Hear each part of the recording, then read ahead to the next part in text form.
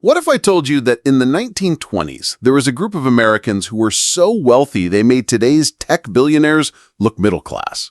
And what if I told you that this incredible wealth made them targets for one of the most systematic and brutal murder campaigns in American history? Today, we're diving into the story of the Osage Nation murders, a tale of oil, greed, and betrayal that's so shocking, it reads like a crime thriller. But this isn't fiction. This is American history that's been largely forgotten, and by the end of this video, you'll understand why some people wanted it to stay that way. But first, if you enjoy deep dives into hidden American history, make sure to hit that subscribe button and ring the notification bell. Trust me, you won't want to miss what's coming up on this channel. Let's set the stage. It's the late 1800s, and like so many Native American tribes, the Osage people are being forced off their ancestral lands in Kansas. The U.S. government is pushing them onto a reservation in what's now northeastern Oklahoma, land that government officials literally called worthless. The Osage had a choice. They could accept individual land allotments like other tribes, or they could buy their new reservation outright and maintain collective ownership. In what would turn out to be one of the smartest decisions in Native American history, they chose to buy the land as a nation. Here's where it gets interesting. That worthless land was sitting on top of one of the richest oil deposits in America. By the early 1920s, oil was gushing from Osage territory, and because they owned the mineral rights collectively, every member of the Osage Nation was getting rich. We're talking about quarterly payments that could be $50,000 or more. And remember, this is 1920s money. Adjusted for inflation, some Osage families were pulling in over $1 million a year. The Osage became the wealthiest people per capita in the world. They built mansions, bought fleets of luxury cars, hired white servants, and sent their children to the finest schools in Europe. Newspapers called it Osage Millions. But here's the catch, and there's always a catch. The federal government decided that Native Americans were incompetent to handle their own wealth. So they created a guardian system where white men were appointed to help wealthy Osage manage their money. These guardians had to approve major purchases and supposedly protect Osage interests. I'm sure you can see where this is going. Many of these guardians were getting rich off their Osage wards. They were charging massive fees, making questionable investments, and living lavishly off money that wasn't theirs. But the guardian system would turn out to be the least of the Osage people's problems, because some white men in Osage County had figured out an even more direct way to get their hands on that oil money. Meet Molly Birkhart. She's our main character in this tragic story. Molly was a wealthy Osage woman living in Fairfax, Oklahoma. She was married to Ernest Birkhart, whose uncle was one of the most powerful figures in the county. Molly had every reason to feel secure. She was wrong. In May 1921, Molly's sister Anna Brown disappeared after a night out. A week later, hunters found her body in a ravine with a bullet through her head. The local sheriff barely investigated, just another dead Indian as far as he was concerned. But Anna's death wasn't an isolated incident.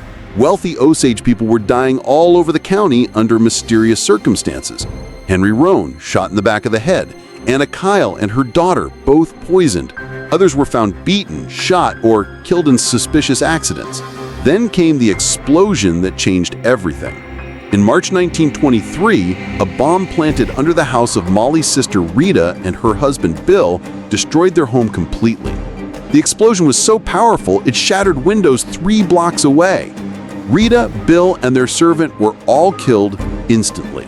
This wasn't random violence. Someone was systematically targeting Molly's family, and with each death, the oil money was being inherited by fewer and fewer people. Now, let me introduce you to the man locals called the King of the Osage Hills, William Hale. Hale was what you might call a pillar of the community. He spoke the Osage language, attended their ceremonies, loaned them money, and called himself their greatest friend. He even helped arrange marriages between white men and wealthy Osage women. But King Hale had a secret that would make your blood run cold. Behind his friendly facade, William Hale was running a murder-for-hire operation. He had identified wealthy Osage individuals, particularly women with substantial oil rights, and was having them systematically killed. His method was diabolical. Arrange marriages between wealthy Osage women and white men he could control, then eliminate the women and anyone who might ask too many questions. And remember Ernest Birkhart, Molly's husband? He was Hale's nephew, and he was in on it. Molly had been sleeping next to one of her sister's killers. The conspiracy involved local sheriffs, prosecutors, doctors, and businessmen. They were covering up murders, falsifying death certificates, and splitting the profits from stolen oil rights. Federal investigators would later estimate that at least 60 people were involved in this network of murder and corruption. By 1925, Molly had lost 3 sisters and her mother. She was terrified and increasingly suspicious that her own husband might be involved. In desperation, she did something unprecedented. She wrote directly to the federal government, begging for help. Her letter landed on the desk of J. Edgar Hoover, who saw an opportunity to make his mark with his newly formed FBI. Hoover sent Tom White, a former Texas Ranger with a reputation for incorruptible integrity, to lead the investigation. White's team went undercover, posed as insurance salesmen and cattle buyers, and slowly built cases against the killers. It was dangerous work. Several witnesses were murdered before they could testify, and White himself received death threats. But the federal investigation was closing in. Under relentless pressure, Ernest Birkhart finally broke. He confessed to participating in the murders of his own wife's family members. His testimony opened the floodgates, and other conspirators began talking. In 1929, William Hale was convicted of first-degree murder and sentenced to life in prison. Ernest Birkhart got life as well. Several other conspirators were convicted and imprisoned. But justice came with bitter limitations.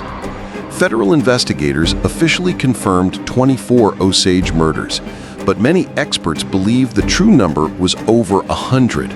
Most of the killers were never identified or prosecuted. The stolen oil wealth, millions and millions of dollars, was never recovered. And here's something that will make you angry. William Hale served less than 20 years in prison. He was paroled in 1947 and lived as a free man until his death in 1962. Ernest Birkhart was paroled even earlier. So why am I telling you this story? Because the Osage murders represent something larger than individual crimes. This was systematic genocide driven by greed. A coordinated campaign to eliminate wealthy Native Americans and steal their resources. The trauma from these murders echoed through generations of Osage families. Children grew up knowing their grandparents or great-grandparents had been murdered for their oil money. Trust in law enforcement and government institutions was shattered. But here's what's remarkable. The Osage Nation survived. They rebuilt, they persevered, and today, they're a thriving community that's reclaimed much of their cultural heritage and political sovereignty. This story was largely forgotten for decades, until journalists and historians like David Grann brought it back to public attention. It's now the subject of books, documentaries, and major Hollywood films. The Osage murders remind us that American history is full of stories that some people would prefer to keep buried. But these stories matter because they show us how far people will go when they see others not as fellow human beings, but as obstacles to wealth and power. The memory of Anna Brown, Rita Smith, Henry Rowan, and dozens of other Osage victims deserves to be preserved. Their stories are part of American history, and we honor them by refusing to let these crimes be forgotten. What do you think about this story? Have you heard of the Osage murders before? Let me know in the comments below. And if you want to hear more forgotten stories from American history, make sure you're subscribed with notifications turned on. Thanks for watching, and I'll see you in the next video.